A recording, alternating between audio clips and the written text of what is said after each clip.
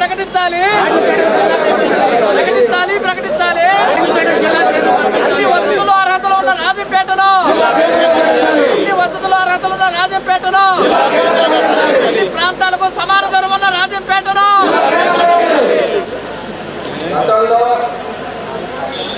టీడీపీలో పొద్దు కొట్టుకొని తిరిగి వైసీపీకి వెళ్ళినటువంటి నాయకులందరికీ సభ్య సమాజానికి తెలిసేలా రాజంపేటకు అన్యాయం జరిగింది అని చెప్పి రాజంపేట పురవీధుల్లో ఉన్నటువంటి వాళ్ళ వంతు సహాయం ఎలా వీలైతే అలా నిరసన చేసి వేలాదిగా రోడ్లకి వచ్చినారు. ఇవన్నీ కూడా వైసీపీ నాయకులు వినుంటారు, వైసీపీ నాయకులు చూసింటారు. ఇక్కడ నాయకులందరూ కూడా చెప్పారు. మేము కూడా ముందు డిమాండ్ చేశాం, అయ్యా రాజంపేట ప్రాంతానికి మీరు అన్యాయం చేశారు, మీరు రాజీనామా చేసి ప్రజలకు క్షమాపణ చెప్పి ఉద్యమంలో రాండి.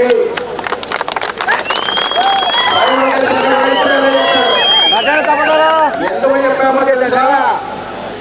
మేము రాజీనామాలు చేస్తే కనుక ప్రభావం ఉండదు, మీరు రాజీనామాలు చేస్తే మళ్ళీ ఎన్నికలు వస్తాయి. రాజంపేట అభివృద్ధి చెందుతుంది. మేము రాజంపేట మీద అభిమానం ఉంటే మీరు చెడగొట్టినటువంటి రాజంపేటను, మీరు నాశనం చేసినటువంటి రాజంపేటను చక్కదిద్దేటువంటి అవకాశం మళ్ళీ వచ్చింది. రండి, కలవండి, మీ పదవులకు రాజీనామా చేసి క్షమాపణ చెప్పి ప్రజలతో రండి, తిరిగి ఎన్నికలకు వెళ్తాం. అన్ని పార్టీలు కూడా ఇక్కడ అభివృద్ధి పైన కేంద్రీకరణ వస్తాయని చెప్పి ముందే చెప్పాను. ఈ అవకాశాన్ని కూడా మీరు పోగొట్టుకున్నారు. రాజంపేట ఎప్పటి నుంచో పార్లమెంటు కేంద్రం. గత 20 సంవత్సరాలుగా ఉన్నటువంటి నాయకులందరినీ నిలదీస్తున్నా. మీరు ఏం చేశారు? ఇక్కడ ఉన్నటువంటి ప్రాంత ప్రజలందరినీ కూడా బ్రతకలేక విదేశాలకు పంపించారు.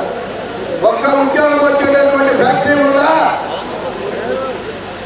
సరే, రాజంపేట కూడా బ్రిటిష్ వాళ్ళు పార్లమెంటు కేంద్రం చేస్తే జిల్లా కేంద్రం చేయాలన్నటువంటి ఒక ప్రతిపాదన వచ్చింది.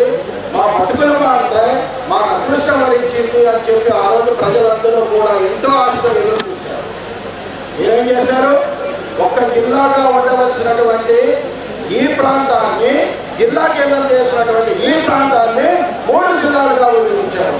గుంగనూరు చేసి చింతలో కలిపారు, వాటి మీద సిద్ధాంతం తీసుకొని కడపలో కలిపి 3 ముక్కలు అంటారు. సరే, కొన్ని దీని పేరు అన్నమయ్య జిల్లా పెట్టారు. అన్నమయ్య జిల్లా పెట్టిన తర్వాత అన్నమయ్య పుట్టినటువంటి ఊరికి ఏమైనా చేశారా? ఏమీ లేదు. ఇక్కడ అభివృద్ధి చెందిన అవకాశాలన్నీ పోగొట్టేశారు, కానీ అభివృద్ధి కూడా చేయలేదు. వాటి సభ్య సమాజం ఈ విషయాన్ని గుర్తించాలి. రాజంపేటను మీరు ఎందుకు అభివృద్ధి చేయలేకపోయినారు అంటే మీ పెద్దందారి వ్యవస్థ కోసమా, మీ భూకబ్జాల కోసమా అని చెప్పి ఈరోజు రాజంపేట ప్రశ్నిస్తున్నాం. ఇవాళ కూటమి నాయకులందరి తరఫున మేము బాధ్యత తీసుకుంటున్నాం. రాజంపేటను అభివృద్ధి చేస్తాం. రాజంపేట విషయంలో జరిగినటువంటి తప్పులను సరిదిద్దుతాం.